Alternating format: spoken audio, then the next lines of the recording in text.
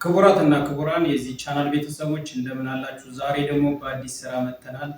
የማሳያችሁም የሸፍኮት እንዴት ዲዛይን እንደሚደረግ ነው ማሳያችሁ። በጽሞና እንድትከታተሉ።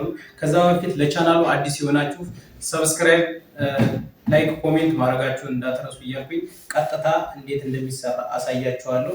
አሁን የምቆርጠው የሸፍኮት ነው።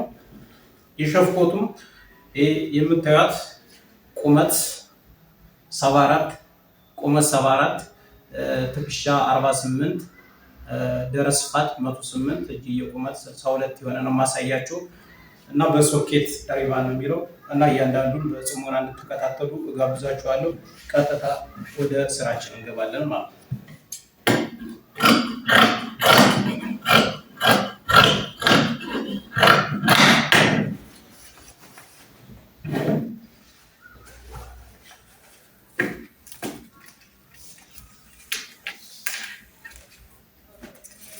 አሁን 74 አይደለ 74 የስፔት አጠቃላይ 74 84 እናጥፈዋለን።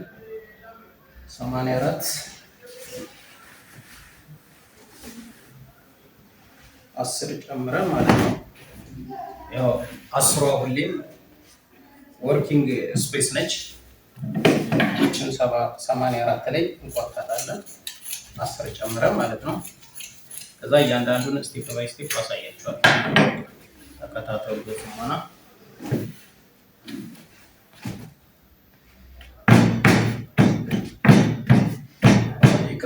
ቤተሰቦች ማስመሪያ አጠገቤ ስላለኝ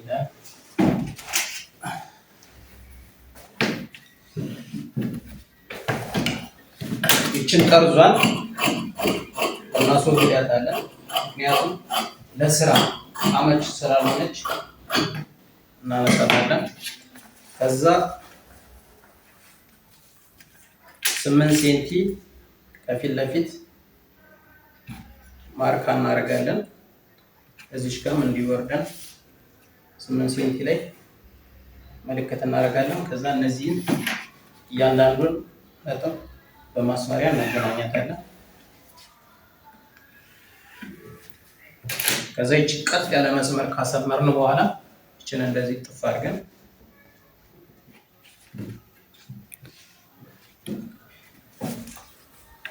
ከላይ 5 ወረድ ብለን ምልክት እናደርጋለን። ከዚህም ጫፍ ላይ 5 ምልክት እናደርጋለን።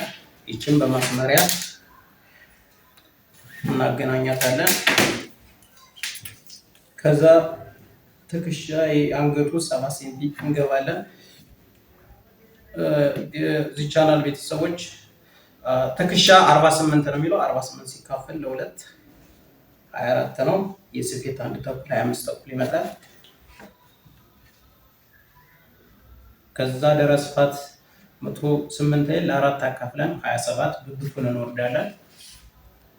የደረስ ስፋቱ 108 ነው። አሁን ዙሪያው 108 ነው። 108 ሲካፈል ለ4 27 ይመጣል። የስፌት 2 እንሰጠዋለን። እዚህ ጋር ለኦቨርሎክም ለስፌትም ያው ሪዘርቭ አጠቃላይ 29 ይመጣልና ከዛ ይችኛዋን እንዲህ ቀጥ ያለች መስመር እናሰምርና ከታች ብብቱ ስር ከርብ እናደርገዋለን።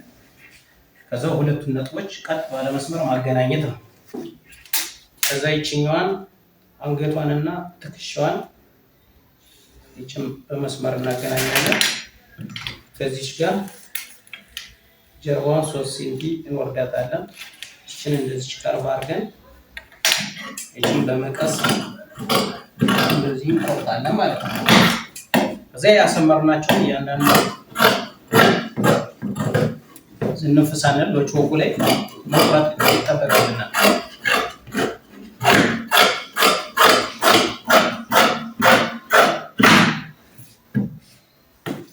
ከዛ የፊት ለፊቱ እንደ የፊት ለፊት ተዳፋቱ ከዚህ ጋር ትንሽ የኋላው ወደፊት መምጣት ስላለበት ይችል 5ቷን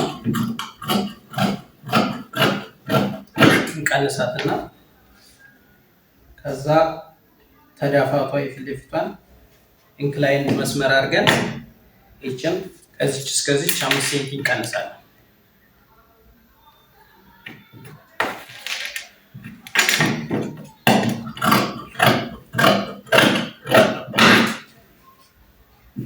ከዛ ልክ ሌላ ልብስ እዚህ በፊት ስቆርጥ እንዳሳየኋችሁ ሸሚዝ ምናምን ስቆርጥ እንዳሳየኋችሁ ይቻላል። አንድ ተኩል ላይ የፊት ለፊቱን እንለዋለን ማለት ነው። እዚህ ጋር የፊት ለፊት 8 ነው የምንወርደው። ከዚህ ጋር የጀርባዋን እና የፊት ለፊቱ የተገናኘችበት አለች አይደል? እሷን በጣም ከርብ በሆነ መስመር እንደዚህ እናሰምርና ይችኛዋ 8ቷን አገናኝተን እንደዚህ አድርገን እንቆርጣለን ማለት ነው።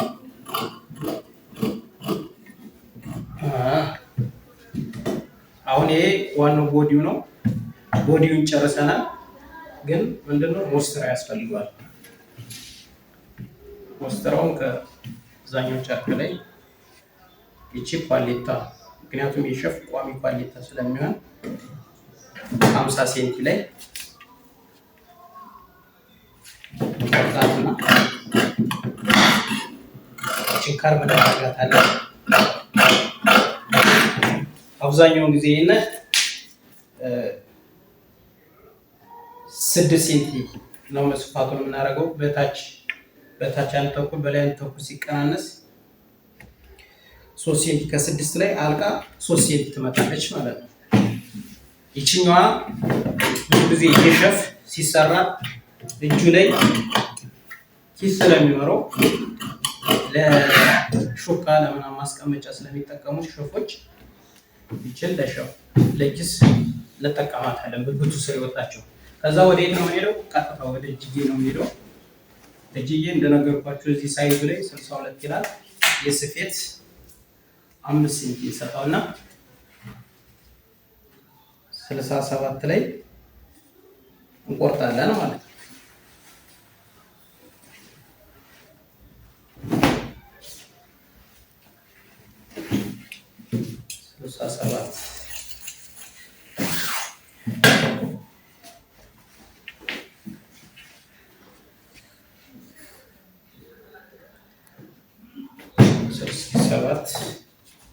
ከዛ ብብቱ 27 ነው ያኛውን የወረደው። ልክ ይችንም 27 እናደርግና ከዚህ ከፊት ለፊት ላይ 10 እንወርድና ይችኛዋን ከዚህኛዋ የታጠፈችባት አለች አይደል? ከሷ እስከዚህ ያለው ስንለቀው 27 ይመጣል። ከታች 15 በቂ ነው። ያው ብዙ ሲሰፋ አስፈላጊ ስላልሆነ ላይችን ለዚህ እንከረባታለን። ፍሪ ሃንድ ስኬች እናገናኝና እንደዚህ እንቆርጣለን ማለት ነው።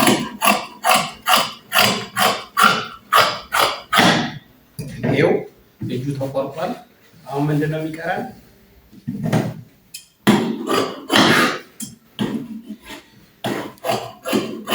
አሁን ክቡራትና ክቡራን የዚህ ቻናል ቤተሰቦች እንደዚህ እጅ ከጎን የወጣውን ያው የሸፍ ላይ ብዙ ማሟያ ማለትም ለኪስ ምናምን ስለማያስፈልግ ይችል እንደዚህ እናደርግና የሞስተራ እናደርጋታለን። ጨርቅ ለመቆጠብ ማለት ነው። ይችል እንደዚህ አድርገን ሞስተራ እናደርጋትና ከዛ ከታች ቁመቱ ስለሚያጥርልን ቅጠል ማድረግ እንችላለን። ለምን አሁን ብዛቱ አንድ ስለሆነ እንደዚህ ጨርቅ መቆጠብ መቀጣጠል ግዴታ ነው። ምክንያቱም ጨርቁ መባከን ስለሌለበት ማለት ነው። ከታች እንደዚህ ከጎን የወጣችውን ቅጠል ማድረግ እንችላለን። እዚህ ጋር ሌላ ዊስቴጅ ስላለች እሷን መቀጠል እንችላለን ማለት ነው።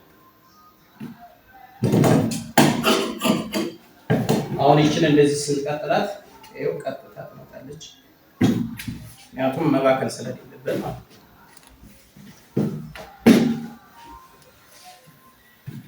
ቃኪስ ምናምን አሟልተናል፣ ኳሌታ አሟልተናል፣ እጅጌ አሟልተናል። አሁን የሚቀረብ ምንድን ነው?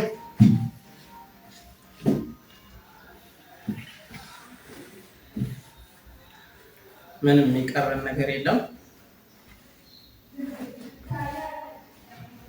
እዚህ ጋር ይቺ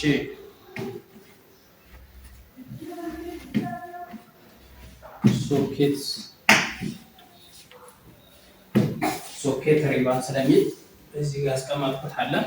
እሱን እንጠቀመዋለን ማለት ነው።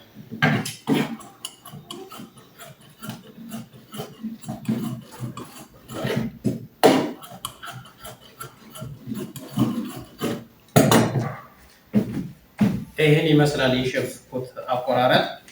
ክቡራንና ክቡራን የዚህ ቻናል ቤተሰቦች የዛሬ ያቀረብኩላችሁ ሼፍ ኮት እንዴት ዲዛይን እንደሚደረግ ነው።